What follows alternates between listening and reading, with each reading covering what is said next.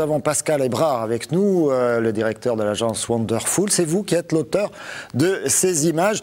Regardez, je ne sais pas si vous voyez bien, favoriser l'emploi avec Laurence Parisot pour le mois de mai. Le chômage touche 40% des personnes aveugles ou déficientes visuelles, 4 fois plus que la moyenne nationale. C'est un des chiffres forts que vous mettez, que vous déclinez dans ce... Comment vous avez travaillé sur ce calendrier?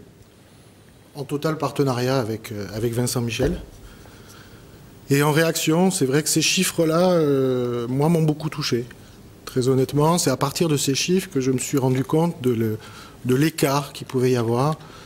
Et je pense qu'on est tombé un peu, enfin je parle, quand je dis nous, je m'associe vraiment à la cause. On est tombé un peu dans l'oubli. Donc je crois que Vincent avait raison, il fallait pousser un coup de gueule pour aujourd'hui essayer d'être entendu, quoi. Quand on voit ces images, on va les remontrer. Vous les avez consultés avant, tous ces people Ségolène Royal, par exemple, à droite, ou Michel Drucker. On ne sait pas qui est le plus endormi, si c'est Michel Drucker ou son chien. Non, on n'a pas consulté tous ces gens-là. Pour une raison très simple, c'est qu'on a décidé de jouer l'effet de surprise, hein, bien évidemment, pour qu'à un moment donné, on puisse réellement avoir un impact et une audience. Donc je pense que la campagne, on le voit depuis ce matin, elle est plutôt bien reçue, elle est comprise.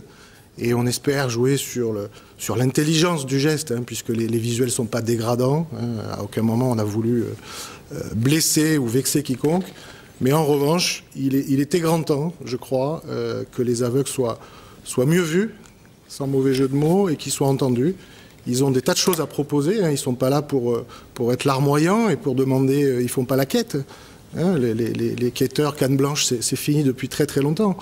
Ils ont des vraies solutions d'expertise à proposer, il y a des vrais emplois qui peuvent exister pour ces déficients visuels, il y a des vraies choses à mener, des vrais combats à mener pour l'accès à l'enseignement pour les enfants aveugles.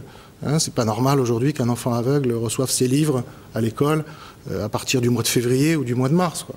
Il faut qu'il reçoive ses livres en même temps que les autres et qu'il intègre complètement l'enseignement. De véritables injustices, hein, non seulement dans la rue, mais dans la vie quotidienne. Dans la vie quotidienne, je crois que c'est vraiment vécu comme ça par la population des déficients visuels. Et il ne faut pas oublier qu'on ne parle pas que des aveugles. Les déficients visuels, c'est peut-être vous ou moi demain.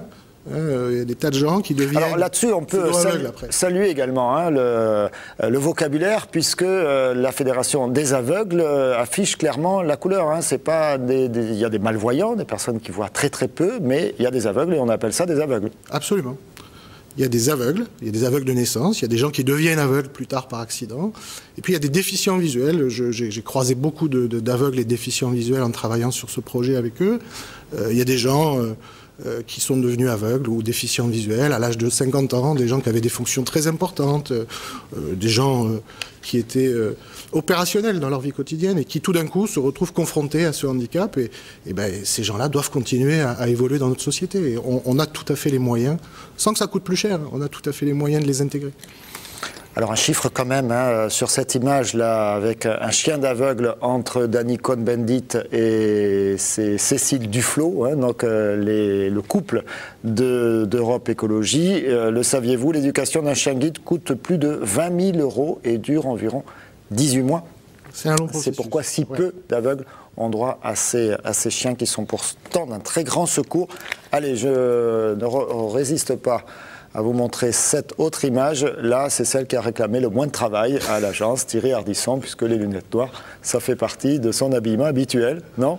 Si, quand même, vous avez été obligé. On a quand même rajouté rajouté de la force aux lunettes, mais...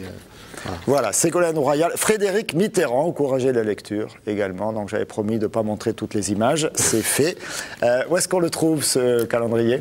Alors, on va le mettre en ligne sur le site de la Fédération des aveugles de France, faf.so.fr, et voilà, tout le monde pourra se le procurer. À la vitesse où ça va, je pense que ça va vite devenir un collector. J'espère qu'on aura un retirage à faire.